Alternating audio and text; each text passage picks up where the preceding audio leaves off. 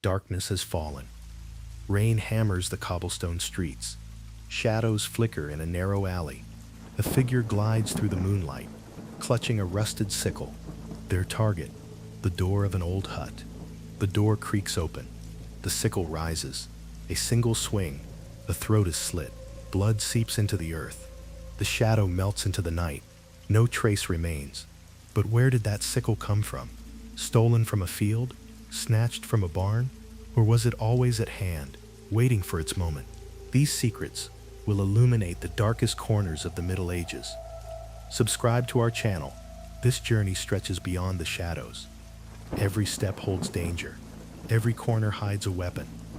And at the end of this path, an unexpected explosion awaits.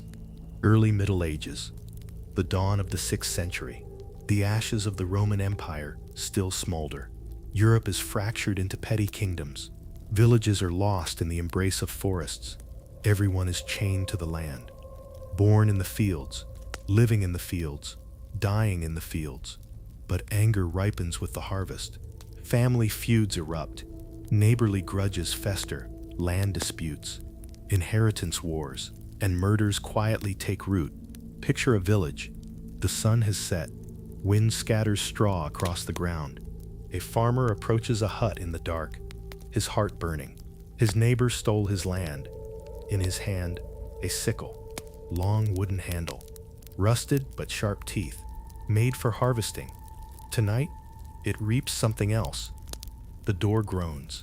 The farmer slips inside. The sickle rises. One swift strike. A throat opens. The victim collapses. Blood mixes with straw. The farmer drops the sickle and flees. The darkness swallows him. The tracks vanish. Why is the sickle so deadly? Villagers are poor. They have no weapons. Swords are for nobles, so peasants grab everyday tools. The sickle hangs in every home. It waits in the fields. Free, easy to hide, and no one suspects. Courts call it a farming accident and move on. Historians note most murders were like this. Family quarrels, neighborly spats. The weapon from the home, always ready. Another moment, 8th century, deep in the Frankish kingdom. A man calls his brother to the woods. "Let's gather firewood," he says. In his hand, an axe. Heavy, sharp, meant for chopping wood. But tonight, it has another purpose.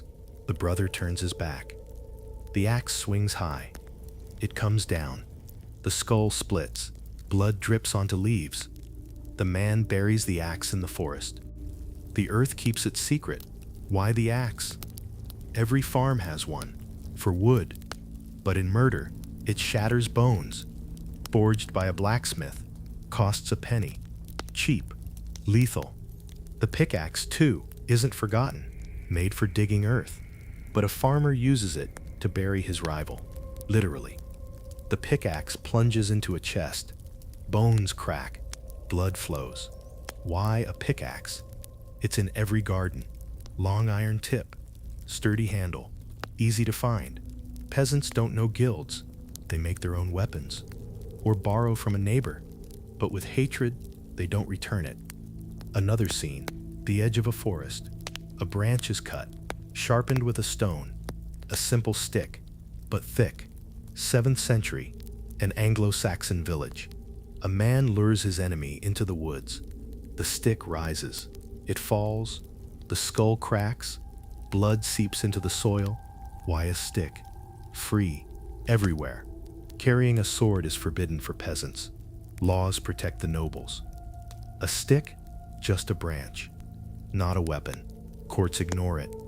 The rake, another hidden killer, used for gathering hay. Toothed, rusty, a farmer strikes his neighbor in the field. The face is torn apart. Blood stains the soil. The weapon? From his barn. Cheap, easy. After the murder, the rake is buried in the earth. The soil swallows the secret. Why are peasant murders so common? Poverty, alcohol. Taverns overflow after the harvest. Fights break out. Tools are grabbed. History says 70% of murders involve knives or tools. A knife? From the kitchen, for cutting bread. But a sickle gives range, keeps the killer at a distance. 9th century, a Scandinavian village. A peasant wants his rival dead. In his hand, a hammer, a blacksmith's tool. But also on the farm, the hammer rises, a nose shatters, blood flows. Death comes slowly. The weapon? A penny at the blacksmith. Or homemade, wooden handle, iron head. Simple, effective. Another tale, 10th century, Ireland. A farmer kills his neighbor in the field. The weapon? A scythe. Long handle, sharp blade, a harvesting tool. But tonight, it gathers blood. The farmer leaves the scythe in the field. An accident, he claims. The court believes him. No trace remains. In these fields, tools are ordinary. By day, they reap crops. By night, they reap lives. Peasants are cunning. They drop the weapon or hide it. Justice moves slowly. Witnesses stay silent out of fear. But what about the nobles? They live in another world, in castles. Swords gleam. Daggers wait to pierce hearts. But where do those daggers come from? High Middle Ages, 11th century. Castles rise on hills. Knights roam in armor. Nobles clash for power. Murders are political. Rivalries over thrones. Land, revenge.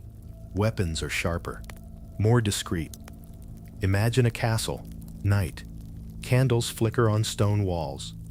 A noble sits alone in his chamber. The door creaks open. A shadow slips inside. In its hand, a dagger. Thin, long, a misericord. Pierces armor. Strikes the heart. The noble stirs in his bed. Too late. The dagger descends. Blood soaks the carpets. The shadow vanishes through the window. The castle is silent. Why is the dagger so perfect? Nobles carry swords. But in murder, the dagger reigns. Concealable, tucked in a belt, bought from blacksmiths. Every town has one. Paid in gold, 5 shillings. Ornate ones have silver hilts. But for murder, plain, unsuspicious. History whispers that daggers were the most common in noble murders. France, 12th century. A lord has his son-in-law killed. The guard is bribed. The guard draws a dagger from his belt. The son-in-law dies in his bed. The dagger, thrown into the river. The water swallows the secret. Swords appear sometimes, but rarely. Too large, too conspicuous. A noble might kill a rival in a duel, but for a secret murder. The dagger. 13th century, England. A baron stabs his enemy in a castle. The blade, from the table. A dinner knife, but as sharp as a dagger. Blood drips onto stone. 14th century, Italy. A family feud. A dagger is drawn. A chest is pierced. The weapon? An heirloom, passed down from a father, custom made by a blacksmith. Silver etched, but in murder, the hilt is hidden. The noble vanishes into the shadows. Why do noble murders multiply? Power games. Inheritance disputes. Wars. Even in taverns, alcohol loosens swords. Cities ban them. No carrying blades at night. But nobles break the rules. Guards are silenced with bribes. Germany, 1200s. A knight stabs his rival with a dagger at a tournament. The weapon? From his belt. Bought at a market. A cheap dagger, 2 shillings. A fine one, 10. A rondel dagger. Round hilt, easy to thrust. Nobles stock arsenals. Theft is rare, but servants sell for bribes. Another moment, 15th century Spain. A noble stabs his rival after a feast. The blade? From his own belt. Every knight carries one. After the murder, the blade is melted in a blacksmith's forge. The fire erases the traces. In these castles, blood never stops flowing. Daggers leap from every belt. But what about long range? The forests call. Arrows fly silently. And who awaits the tip of an arrow? Waits the Medieval forests, dense branches, dark paths. Hunters lurk in the shadows, but some hunt humans. Arrows soar through the wind, silent, deadly, leaving no trace. Picture a hunter, hidden behind trees. His target, a merchant, rides by with a rich load. The hunter draws his bow. The arrow flies. The chest is pierced. The merchant falls from his horse. The horse bolts into the forest. The hunter approaches, retrieves the arrow. The earth drinks the blood. No trace remains. Why is the bow so cunning? Long range, silent shot. In the early period, composite bows of Hun origin. In the High Middle Ages, the English longbow, 300 meters, a dream for killers. Arrows come from guilds, crafted in workshops, wooden shafts, feathered fletching. An arrow costs a penny. A bow, expensive, 1 gold coin, but stolen from battlefields or made in the forest. Arrows are rare in murders. Planned. Setting up a bow takes time. Common in the countryside, banned in cities. Illegal bowyers work in secret shops, in dark alleys. Scotland, 14th century. A clan leader shoots his rival. The arrow from the clan's arsenal. After the murder, the arrow is snapped. The earth hides the secret. Poisoned arrows, darker still, arsenic tipped, bought from apothecaries. The wound festers, slow death. 13th century. French forests. A noble hunter kills his enemy with a poisoned arrow. The arrows, custom made from alchemists. Cost, 5 shillings. But death is certain. Wales. 12th century. A peasant hunter shoots a lord. The bow, crafted from the forest. Arrows feathered with goose quills. Free, but the skill is learned in secret. Archery guilds teach. Killers watch from the shadows. Why are forest murders so appealing? Escape is easy. Tracks vanish in leaves. If caught, you hang. If the arrow is found, you're done. Historians mark murder sites on maps. Forest edges, dense trees. Longbows are powerful. They pierce armor. Bodkin arrows, narrow tips. For nobles, peasants use broadheads. Wide wounds. Blood gushes. 15th century. Hungary. A thief shoots a merchant. The bow, stolen. War spoils. Arrows from markets. Cheap. After the murder, the bow is burned. Smoke cloaks the forest. Another tale. 14th century, Ireland. A hunter shoots his rival. The bow, self-made. Arrows from the riverbank. Feathers from geese. After the murder, the bow is thrown into the water. The river swallows the secret. In this silence, arrows carry death. But what about an invisible killer? Poison creeps into palaces, and a goblet of wine smells of death. Where does that poison come from? Poison, the subtlest weapon. No blood, no suspicion. Strikes like a disease. Swallows silently. Imagine a palace, a feast, candles blaze. A queen smiles at her rival. A servant drips something into the wine. Hemlock. The rival raises the goblet, drinks. By night, stomach pains begin. By morning, they lie lifeless. The palace is silent. Death is invisible. Why is poison so deadly? Perfect for women. No physical strength needed, but cunning is sharp. In the early period, it's herbal. Hemlock from riverbanks. Wolfsbane. Gathered for free. Mixed into tea. Into food. No one notices. In the High Middle Ages, arsenic rises, mined from the earth, sold by alchemists, marketed as rat poison, 1 shilling. The wealthy, like the Borgias, are masters, hidden compartments in rings. Italy, 15th century. A nun kills her rival with arsenic from the convent garden. No one suspects. It's blamed on the plague. There's always risk, wrong dose. The killer falls too. A scent betrays, but masters exist. Apothecaries, secret recipes. Scholars like Paracelsus prepare arsenic. Death is certain. 12th century, England. A noblewoman poisons her husband. Aconite, from the garden, mixed in tea. The heart stops. The weapon, a plant. Free. The recipe, in alchemical books. Secret shops. Poison is a dark garden. Belladonna, used as eye drops, but deadly. Strychnine, brings convulsions. A painful end. Arsenic, the king. Tasteless, odorless. Hidden in every sip. History poisons popes. Political plots. 14th century France.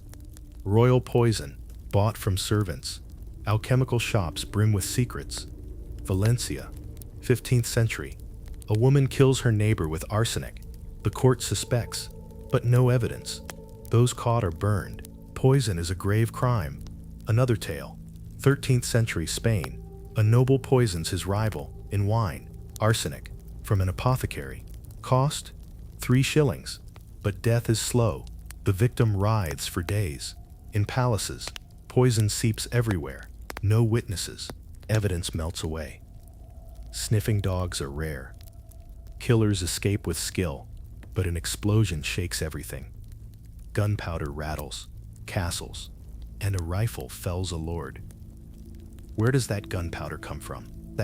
Late Middle Ages. Late 14th century, gunpowder creeps from China to Europe. Wars change. Murders gain a new shadow. Picture a castle, under siege. Walls tremble. A killer waits for the lord. In his hand, a hand gone. An early rifle. He aims. Pulls the trigger. An explosion. A cloud of smoke. The lord collapses. The crowd is stunned. Blood seeps into the stones. Why is gunpowder revolutionary? Powerful. New, but rare in murder. Expensive. From alchemists. 10 shillings. Stolen from warriors. Hand grenades adapted for murder. Small. Deadly. Post-Cray, England. A soldier shoots his officer. The rifle? War spoils. Free. But it misfires. The killer is wounded. Smoke leaves traces. Murder is risky. 15th century, Italy. An assassination. An early pistol. Rare. Guilds control tightly. Black market dealers in the dark. After the murder, the rifle is melted in a blacksmith's forge. Fire consumes the traces. Gunpowder mix. Sulfur. Charcoal. Saltpeter. Gathered from mines. Alchemists blend it. Skill is vital. A wrong mix, and the killer dies too. Historians find few cases. 1360s, hand cannons emerge, but the dagger remains king. Gunpowder spreads slowly. Guilds hold tight control. Scotland. 1400s. A clan leader kills with gunpowder. The weapon, stolen from the castle armory. The blast shocks. Smoke leaves traces, but the killer vanishes into the shadows. Another moment. 14th century, Germany. A noble shoots his rival. The rifle? War spoils. Gunpowder from an alchemist. Cost? 7 shillings. After the murder, the rifle goes into the river. The water swallows the secret. In this explosion, the age of fire begins, but cities hold another chaos. Guilds, bands, knives gleam in crowds, and a blade falls into whose hand?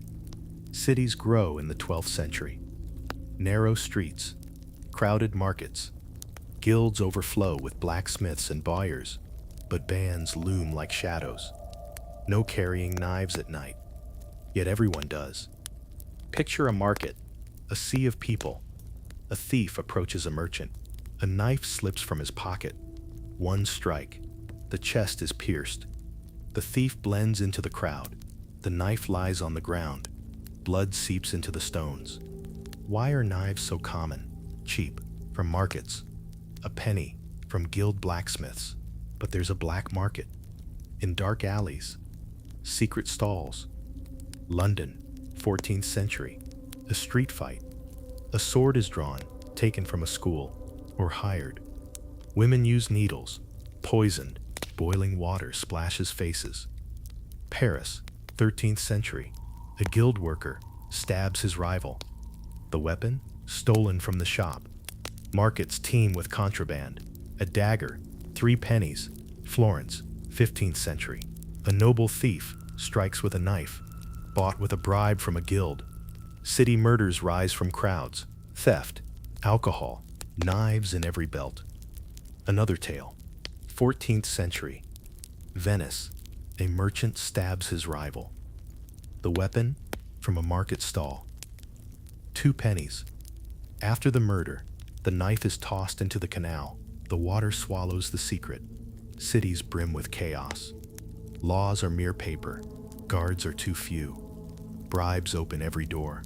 Guilds craft weapons, but the black market sells in the shadows. In this chaos, weapons seep everywhere, but the killer makes their final move. Where does the weapon go? How do the traces vanish? The killer finishes their work. The weapon thrown into the river. The water swallows it, or to the blacksmith's forge, melted. Traces vanish in fire. A riverbank. Night. A knife is hurled into the water. Waves carry it away. Justice is slow. Witnesses stay silent from fear. Courts are helpless without evidence. York's murder map reveals secrets. Streets marked, weapons rarely found. Sickles in rivers, daggers in forges. Arrows snapped. Poison leaves no trace. Another moment, 15th century Germany. A killer melts a dagger. The blacksmith, bribed, stays silent. The weapon vanishes. Justice is blind. This dark world brims with secrets. Murders linger in the shadows. But punishments? That's another story. In the next video, don't miss it. Subscribe, like, and follow us.